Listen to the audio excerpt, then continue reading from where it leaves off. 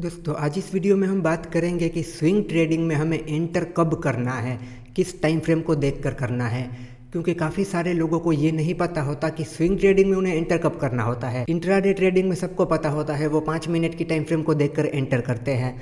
पर swing trading में काफ़ी सारे लोग कहते हैं वीकली एनालिसिस करो, काफ़ी सारे लोग डेली एनालिसिस कहते हैं, काफ़ी सारे लोग 4 आवर एनालिसिस कहते हैं, काफ़ी सारे लोग 1 आवर कहते हैं, काफ़ी सारे लोग तो 15 मिनट और 30 मिनट भी कहते हैं। तो वहाँ पर काफ़ी सारे लोग कन्फ्यूज़ हो जाते हैं कि स्विंग ट्रेडिंग में हमें एंटर कब करना है, किस टाइम फ्रेम को देखते हुए करना है, किस तरीके से पूरा प्लान करना है। तो इसी बात को बहुत ही डिटेल में डिस्कस करेंगे, एग्जाम्पल के साथ डिस्कस करेंगे। आज आपको बहुत अच्छे से समझ में आ जाएगा कि स्विंग ट्रेडिंग करते वक्त आपको किस टाइम फ्रेम को एनालिसिस करना है और किस टाइम फ्रेम को देखते हुए आपको एंटर करना है। तो यहाँ पर हम बात करेंगे शॉर्ट टर्म स्विंग ट्रेडिंग की, जो कि ज़्यादातर लोग करते हैं। मैं भी शॉर्ट टर्म स्विंग ट्रेडिंग ही करता हूँ।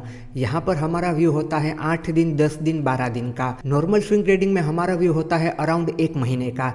शॉर्ट टर्म स्विंग ट्रेडिंग में अराउंड हम 8, 10 दिन, 12 दिन के लिए अपने ट्रेड को होल्ड करते हैं। तो आज हम उसके बारे में बात करेंगे। तो यहाँ पर हमें क्या करना है, डेली टाइम फ्रेम पर एनालिसिस करना है, डेली टाइम फ्रेम पर ऑल ओवर ट्रेंड को चेक करना है और फिर 1 आवर के बेस पर हमारी एंट्री, एग्जिट एंड एसएल को हमें प्लान करना है।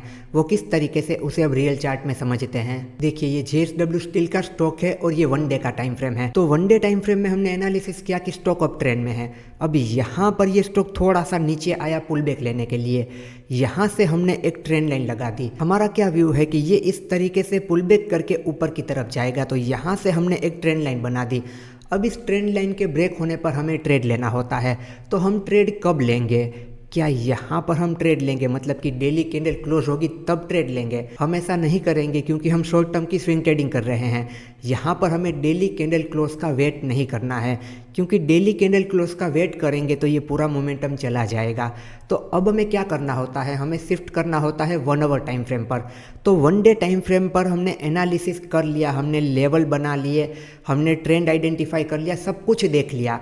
एंट्री, एग्जिट, एसएल के लिए यूज़ करेंगे 1 आवर टाइम फ्रेम। यानी कि शॉर्ट टर्म स्विंग ट्रेडिंग के लिए आपको 1 डे एंड 1 आवर का कॉम्बिनेशन यूज़ करना है। तो यहाँ से हमने ये ट्रेंड लाइन बना ली। अब हम शिफ्ट कर जाएंगे 1 आवर टाइम फ्रेम पर। 1 आवर टाइम फ्रेम पर देखिए यहाँ पर ये रही हमारी ट्रेंड लाइन। तो अब हमें क्या करना है, हमें यहाँ पर देखना है 1 आवर कैंडल इस ट्रेंड लाइन का ब्रेकआउट करे तब हमें ट्रेड करना है। तब तक हमें बिल्कुल भी ट्रेड नहीं करना है। उससे पहले ट्रेड किया तो यहाँ पर एडवांस एंट्री हो जाएगी, वहाँ पर हमारा लॉस हो सकता है। तो यहाँ पर आप देखो, एक 1 आवर कैंडल ने इसका ब्रेकआउट किया, इस ट्रेंड लाइन का यहाँ पर ब्रेकआउट किया, बिल्कुल से किया। तो क्या अब हमें यहाँ पर एंटर कर जाना है? हमें कब एंटर करना है, जब भी इस कैंडल का हाई ब्रेक होता है ना, तब हमें एंटर करना है। यानी कि इस कैंडल का जब हाई ब्रेक होगा, यहाँ पर हमारी एंट्री होगी। एसएल हम कहाँ पर लगाएंगे, यहाँ पर हम एसएल लगाएंगे और जितना भी हमारा एसएल होगा उसका डबल हमारा टारगेट होगा। यानी कि 1:2 का हमारा रिस्क रिवॉर्ड रेशियो होगा। तो आप एक सेफ तरीके से, प्रॉपर तरीके से, अच्छे तरीके से ट्रेड करना चाहते हो तो 1 आवर की कैंडल को क्लोज होने दो और उसका हाई ब्रेक होने दो, तब आप एंटर करो। उसके अलावा आपने सुना होगा काफ़ी सारे लोग आपको 15 मिनट भी सजेस्ट करते हैं। 15 मिनट पर भी ट्रेड ले सकते हैं शॉर्ट टर्म स्विंग ट्रेडिंग का। यानी कि आपको 1 आवर की कैंडल की क्लोजिंग का वेट नहीं करना पड़ता है। ऐसा क्यों किया जाता है पता है? क्योंकि काफ़ी बार ये 1 आवर की कैंडल होती है ना, वो इतनी बड़ी बन जाती है, इस लेवल पर जाकर वो क्लोज होती है तो ऑलरेडी अच्छा खासा मोमेंटम छूट चुका होता है। फिर यहाँ पे रिस्क रिवॉर्ड भी सही रहता नहीं, रिस्क ज़्यादा हो जाता है। इतना मूवमेंट होने के बाद फिर ट्रेड लेने का मन भी नहीं होता है। तो काफ़ी सारी चीज़ें होती है। तो ऐसा कभी कभी हो जाता है कि 1 आवर की कैंडल में अच्छा मोमेंटम चला जाता है, इसीलिए काफ़ी सारे लोग 15 मिनट के बेस पर भी ट्रेड ले लेते हैं शॉर्ट टर्म स्विंग ट्रेडिंग में। पर मैं आपको कहता हूं कि आपको बिल्कुल ही सेफ प्ले करना है, बिल्कुल अच्छे तरीके से ट्रेड करना है। तो हमेशा 1 आवर कैंडल क्लोजिंग का वेट कीजिए, उसके हाई ब्रेकआउट पर ही ट्रेड लीजिए। कभी कभी इस तरीके से बड़ी कैंडल बन जाएगी, वो ट्रेड आपका मिस हो जाएगा, तो कोई बात नहीं है, सारे ट्रेड हम नहीं ले सकते हैं, ऐसे ट्रेड को मिस होने दीजिए, कोई बात नहीं है। फिर भी आप कहते हो कि मुझे वो तरीका भी सीखना है कि 15 मिनट के बेस पर कैसे ट्रेड किया जाता है। तो अगर आपको ऐसा करना है तो थोड़ा सा आपका ट्रेड रिस्की हो सकता है, क्योंकि अगर 15 मिनट में ब्रेकआउट हो गया, फिर वो रिवर्स कर गया, 1 आवर की कैंडल क्लोजिंग नहीं हुई, तो आपका लॉस हो सकता है। तो वो थोड़ी सी एडवांस एंट्री हो सकती है। तो थोड़ा सा रिस्क लेकर ट्रेड करने वाले हो तो आप उस तरीके से कर सकते हो। मैं आपको वो तरीका भी बताता हूँ, पर बिल्कुल सेफ प्ले करना है तो आपको इसी तरीके से करना है। चलिए अब मैं आपको 15 मिनट वाला तरीका बताता हूँ। देखिए 15 मिनट पे शिफ्ट कर जाएंगे। देखिए ये रही यहाँ पर हमारी ये ट्रेंड लाइन, ये रहा ये 15 मिनट का टाइम फ्रेम। तो यहाँ पर हमें क्या करना है, हमें 15 मिनट की कैंडल का वेट करना है। वहाँ पर मैंने कैसे बताया कि 1 आवर की कैंडल का वेट करना है, इस तरीके से यहाँ पर 15 मिनट की कैंडल का वेट करना है। तो इस कैंडल में यहाँ पर ब्रेकआउट हुआ है 15 मिनट का, तो यहाँ पर ये कैंडल क्लोज हुई है। यहाँ पर भी इस कैंडल का जब हाई ब्रेक होता है तो यहाँ पर हम एंटर कर सकते हैं। देखिए इस लेवल पर हम एंटर कर सकते हैं।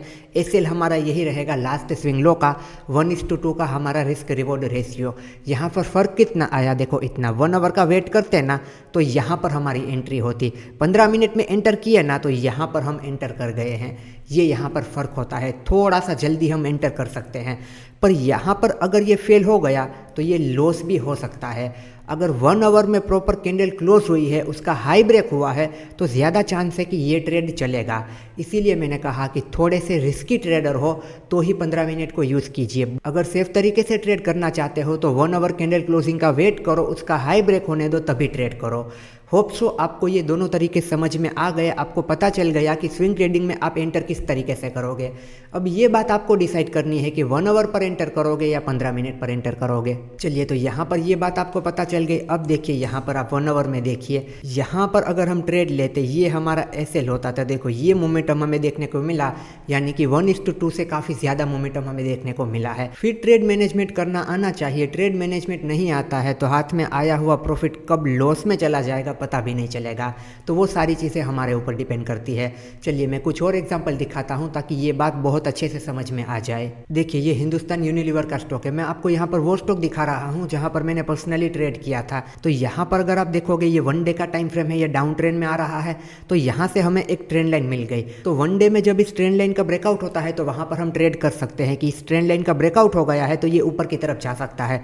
यहाँ पर आप देखोगे तो कंसोलिडेशन हुआ है, डब्ल्यू पैटर्न बनी है। तो 1 डे पर हमने देख लिया कि ये ट्रेंड लाइन ब्रेक होगी तब हमें ट्रेड करना है। चलो अब शिफ्ट कर जाते हैं 1 आवर के टाइम फ्रेम पर। तो अब हमें क्या करना है, एक 1 आवर की कैंडल यहाँ पर क्लोज होगी, उसका हाई ब्रेक होगा, तब हमें एंटर करना है शॉर्ट टर्म की स्विंग ट्रेडिंग के लिए। देखो ये 1 आवर की कैंडल क्लोज हुई, उसका यहाँ पर हाई ब्रेक हुआ, यहाँ पर हम एंटर करते और ये लास्ट स्विंग का हमारा एसएल रहता। फिर स्टॉक इस तरीके से ऊपर की तरफ निकल गया तो एसएल को ट्रेल करके हम रख देते यहाँ पर।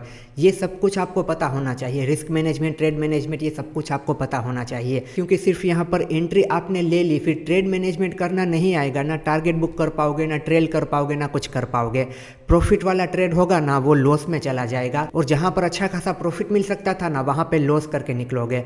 तो इन सारी बातों का भी सही तरीके से ख्याल रखना। तो यहाँ पर इस एग्जाम्पल में भी आपको पता चल गया। अब अगर यहाँ पर आपको 15 मिनट को यूज़ करना है तो 15 मिनट में शिफ्ट कर जाओ, 15 मिनट की एक कैंडल को क्लोज होने दो, उसका हाई ब्रेक होने दो, उसके बाद ट्रेड करो।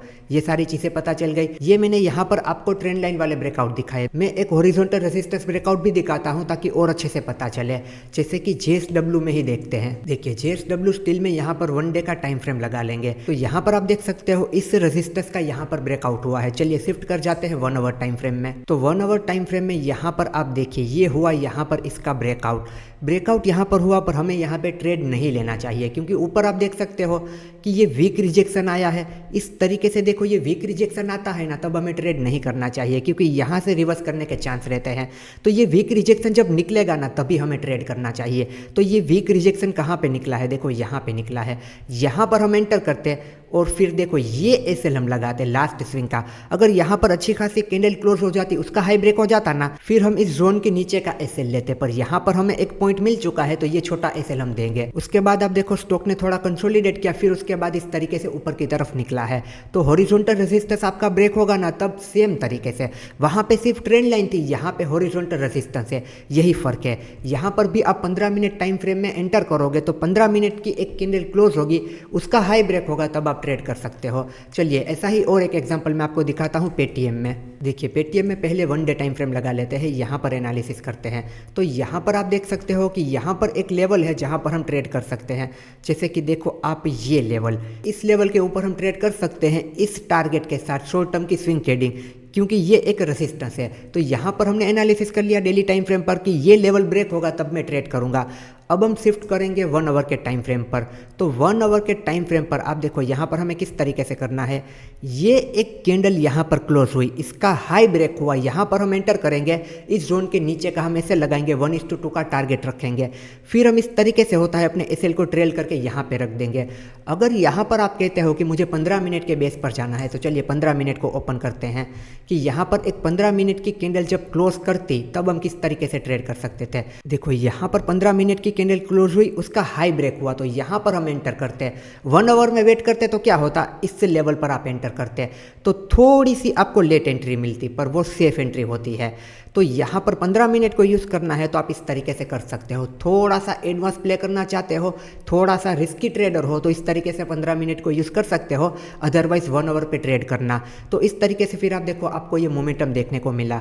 तो ये था हमारा हॉरिजॉन्टल रेजिस्टेंस कि जहाँ पर आप 1 आवर 15 मिनट को यूज़ कर सकते हो।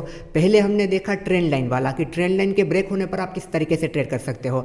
ऐसा ही एक और मैं आपको एग्जाम्पल दिखाता हूँ ट्रेंड लाइन वाला। देखो एक्सिस मैक में देखना, तो 1 डे टाइम फ्रेम में आप देखो ये इस तरीके से अप ट्रेंड में जा रहा है। चलो इस सबको छोड़ देते हैं, हम यहाँ पर चले आते हैं आखिर में कि ये स्टॉक देखो यहाँ से हमें दिख रहा है, यहाँ से हमें चलो एक ट्रेंड लाइन मिल गई।